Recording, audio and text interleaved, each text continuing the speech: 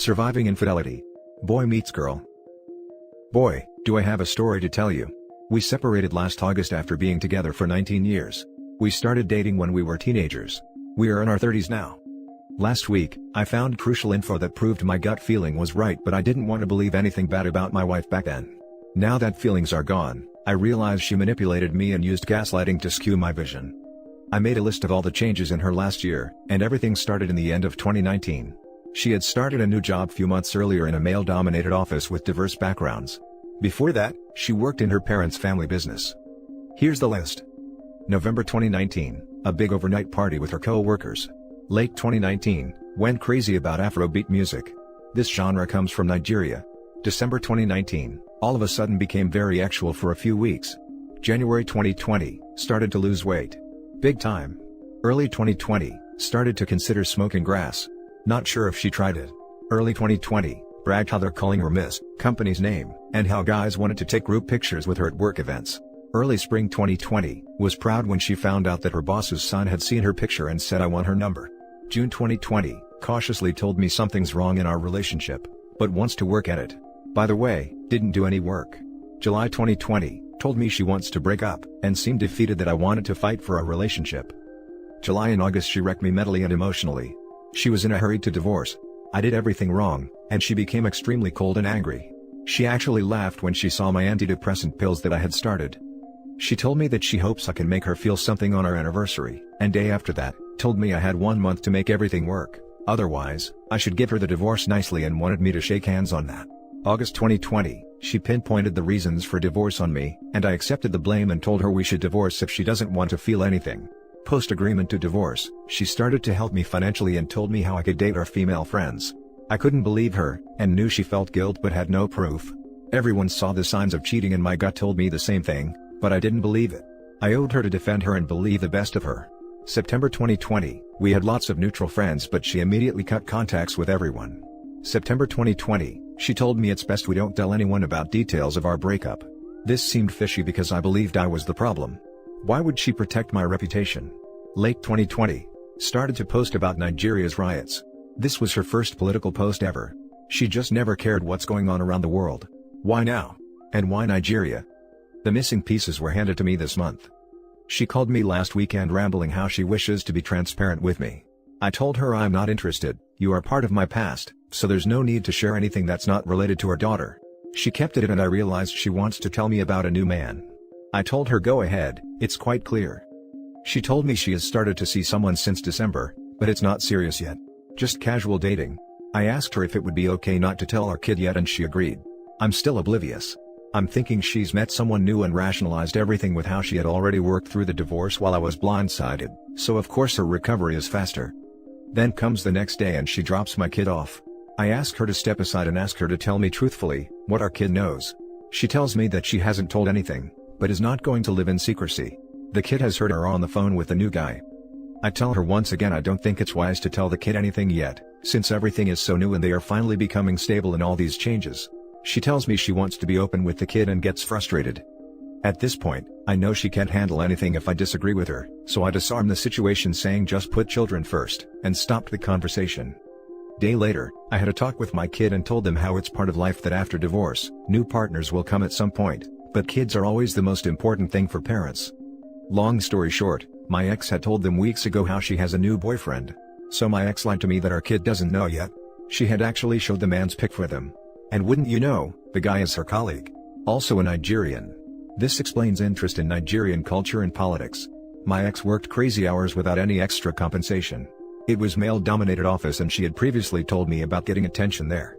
All this time I took full guilt of our divorce, when she was really monkey branching. I almost ended myself because of my failure. This knowledge actually set me free. I can finally see clearly. My instinct was right, but I was under manipulator's influence. Previously, I thought that my ex was a gift that I had lost, but now I see, me losing her was the gift. I haven't lost anything of value. I'm finally free.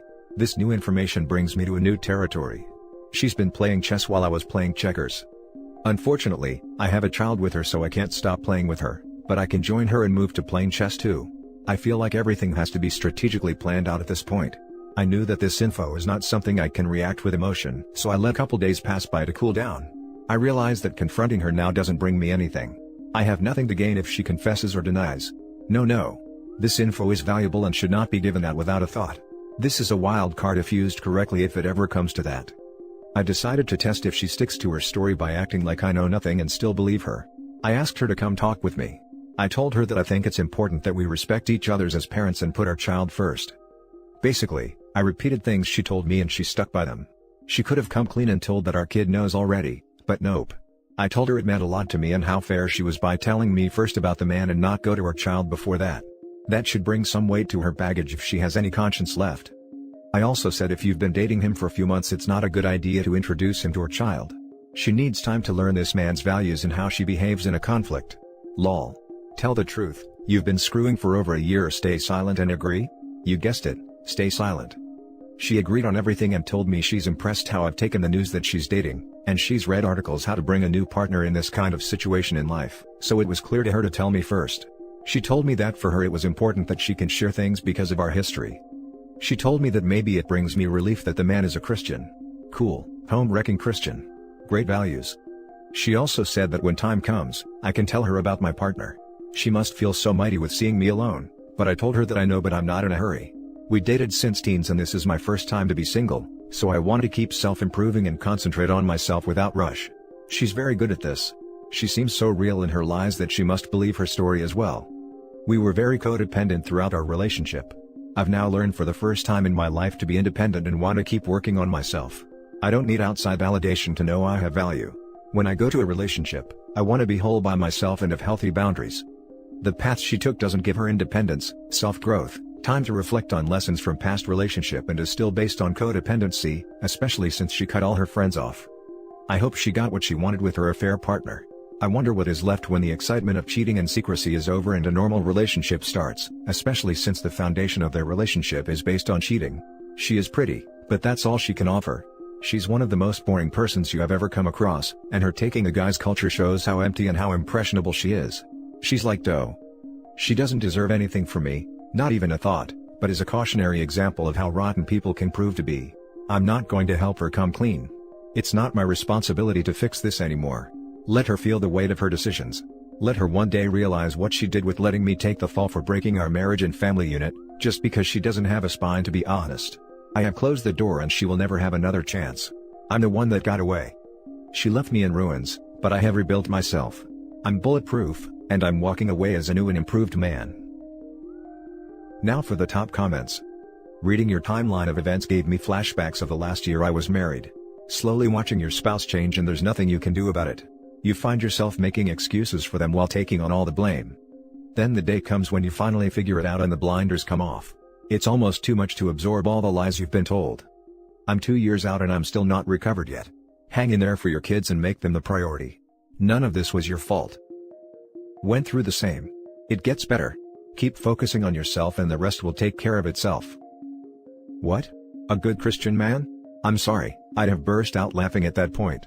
I'd simply have quoted Proverbs 30:20, Proverbs 25:24, Matthew 5:32, Matthew 19:9, Ephesians 5 and John 15. Great job on maintaining your cool. Maybe you could blow their crap up by reporting to HR anonymously. That's how I got my pound of flesh from my ex's affair partner. Well, one of the ways. I am glad you have introspected enough and determined the issues regarding your codependency. You are completely right on the point of external validation. I am sure your recovery process will just be faster and better. Relationships born of affairs usually fizzle out in a year or so, when the NRE wears off and they realize that their affair partner doesn't fart glitter dust. It's usually cause in workplace affairs, the cheaters have the best of each other, while the worst part, day-to-day affairs, child rearing, running a household, is shared with the betrayed spouse. It's almost inevitable that she will come crawling back from the rubble of that relationship. I've seen it happen for about 70% of betrayed spouses here, if I can ballpark a guess. That's when you say you appreciate her feelings and emotions, but you have moved on from the relationship and she should as well. Big her up when you talk to her. Say that she was the love of your life, the meaning of it, an angel descended from heaven, etc., etc. But that you can't go back to a relationship with her anymore, since you aren't the same person anymore, and the divorce process has changed you. Pedestalize her to such an extreme level that she believes with all honesty that you have zero clue about the infidelity, are still in love with her, but just won't take her back cause you're scared of the hurt. Make her out to be the most perfect person to have ever walked on planet Earth. Believe me, when she realizes how you, apparently, love her and worship her, in spite of how she traumatized and used you and predated on you for her own desires, she will have a mental breakdown from the guilt and shame. 10 years later, inform her gleefully that you knew all about the affair, and you just wanted her to stew in her guilt all this time. That now the scales have been balanced, and that now she understands 10% of the hurt you have undergone. Stop the games, dude, it's not worth it. Stop talking to her about other stuff, focus on the kid. Focus on self-improvement. The quicker you leave her behind in your mind, the better. There is no good ending to the game you are playing. Live your life. Forget and forgive. Hope you find happiness. You are right, she is still consuming my head, especially since I know the truth now. I want to be indifferent and forget the person. Best revenge is a happy life, and holding a grudge or planning a revenge will keep her in my head. There's a part of me that wants to see her break down, but I know it won't bring me peace. I just need some time to get through these intense emotions. Now for the last story. Wife of 6 years cheated. Stay or go? My wife and I have been married for almost 6 years now, and recently she moved states to get a master's degree. Originally, we had planned on me moving down with her, but in the end, we mutually decided the stability of my job plus insurance plus just buying a house outweighed the benefit of moving. We had done the long distance thing while dating and both overcame the obstacles. At the beginning of the year, one of her old roommates moved out and found a new roommate to replace her, a 22-year-old from Spain that was teaching in the same program as my wife. My wife would make comments to me every once in a while about how attractive he is, which wasn't super uncommon for her. One day we were talking, and she randomly asked how I would feel about an open relationship. This was completely out of left field and something I never saw coming, but she had developed a little bit of a crush on this guy, and basically wanted permission to act on it. I said no, because I had no intention of venturing outside of our marriage, because I love my wife completely. She said okay, and that she would respect my wishes, and I thought that was the end of it. About a week later, a few days before I was supposed to go down and visit her for the weekend, she asked if I was really sure about my position, and once again I reiterated that yes, I had no interest in an open marriage. We had a decently big fight after this, and in the end, she said she wouldn't like me to come visit anymore, which devastated me because I thought this would be a chance to work on our relationship. Things were rocky for a bit after that, but she decided to come up for Valentine's Day weekend. She spent all weekend on her phone texting her new roommate, which was already a huge red flag. I caught a glance of her phone a couple times because I'm definitely the jealous type, and was devastated at what I saw. I was seeing messages such as "I love your sexy eyes," and "next time can we try it in a chair?" I sat for a day thinking about it, and finally confronted her about it the next morning. It turns out they'd actually been having intercourse for the last few weeks, and there were a lot more vulgar texts, and there was no plan on telling me without me finding out like that. She also told me that the real reason she didn't want me to come, is because she didn't want things to be awkward with her and the guy as roommates. The conversation eventually devolved into that she hadn't felt noticed by me in the 5 years we've been married, and our intimate life was basically non-existent, but she discovered again with this guy that she is actually a very actual person, and that he gave her the companionship that I hadn't been. It turns out I hadn't been listening to what she had been telling me the whole time. She had told me she felt trapped, how she had dreams of moving around the world, how she wanted to see the world, but I was hearing but never really listening to her, because I didn't want to give up the stability of our current life. I always had the intention of getting to these things eventually, but I wanted to make sure we were financially stable enough to do so. So here I am. I realize that I pushed her to this point. She has instilled is tell me that she loves me and will always love me, and that her thing with this guy is purely lust with no feelings whatsoever. I just don't know what to do. I told her how sorry I was and how much I will work to change and be a better person/husband, and she still does want things to work with me. I just don't know if I'm digging myself deeper by continuing on with her. We've been together 10 years now, with almost 6 being married, which is basically 1/3 of my life, and something about that won't allow me to objectively say I'm done. My mental health this week is not in a good place, because every waking second that we're not talking, my brain immediately goes to are they having intercourse? What is she doing? Things of that nature. I'm going to see a shrink later this week about this because I don't know what else to do. Now for the top advice. To OP. This will be long, and harsh.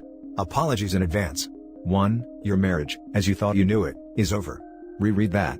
Internalize that too. Lawyer up, today. 3. Separate financially. Today. Open a new account where your paycheck goes. Her name is not on the account. 4. Get tested for STDs, today. Moving forward part 1. 5. Eat better, exercise more, drink water. 6. Do not leave your house to think on it, or whatever. In some states, that can be seen as abandoning the spouse/domicile. 7. Go through all computers, social media, folders, apps, everything. Undelete everything. 7a. Make copies. Lawyer will want these copies. 7b. There is SW to undelete anything on the computer. 7c. If you pay her cell phone bill, call the provider for all text and call logs. Lawyer will want this. Moving forward, part 2. 8. Your spouse was already cheating. Asking for an open relationship means she was looking for your permission to do something she was already doing. 9. Your spouse does not respect you, or your marriage. I have my doubts if this was her first time. 10. Reconciliation is a non-starter. Until she shows remorse, true remorse, you're her provider while she messes around. 11. Do not blame yourself. She did not communicate, until after the cheating, that she wanted something. She made the choice to cheat. 12. Marriage counseling is another non-starter. The marriage counselor is interested in keeping you together, not your best interests, and until the wife shows remorse and separates 100% from her affair partner, marriage counselor is a waste of time. Also, marriage counselor helps if you both live together, not in separate states or domiciles. 13. Once your wife realizes you have done 1 and 2, she will suddenly become more attentive. This is a tactic on her part to have you accept her behavior. Your strategy is known as gray rock. 13a. Expect in any conversation any of the following: lies, gaslighting, trickle truth, yelling, screaming, attempts at intimacy, crying, or a combination. 13b. Again, gray rock. Final word of warning: if you take her back, you have condoned her behavior. Remember, OP, you deserve to be somebody's first and only choice. And thank your stars you don't have kids with this cheater. I very much appreciate this write-up. It's fantastic. Is her masters in mind effery? She cheated and you apologized. True. She apologized at the time, but I asked if she was sorry it happened, or sorry she got caught, and couldn't really give me a straight answer there. Even though all know what it really is.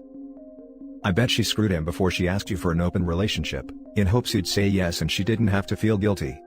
If the house is in only your name, I'd box her stuff up and have it ready for her to move out the next time she graciously blesses you with her presence.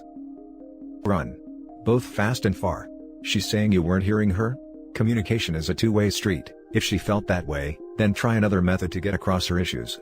If that failed, then she should have moved along. That's what any reasonable person would do. But that's the problem, she is not a reasonable person and I am so sorry for your pain. This reasoning is merely an excuse to justify what she's doing, nothing more, nothing less. At the end of the day, what she is now thinking is anytime she desires someone outside of your marriage, she can blame on you for the most menial reasons, and get away with it. She's saying you hurt me by not listening, so that means it's okay for me to hurt you by having an affair, and throwing it in your face. Because she's such a lovely wee petal. That was kinda what I was trying to figure out in all of this as well. If she never viewed me as a suitable husband because of all these things, why did she stick around? I can't help but think it was for the stability, and not really having anywhere else to go. And that's it for this video, guys. If you have thoughts to share, leave a comment below. Don't forget to hit like and subscribe if you like this content. I'll catch you in the next one. Good day, everyone.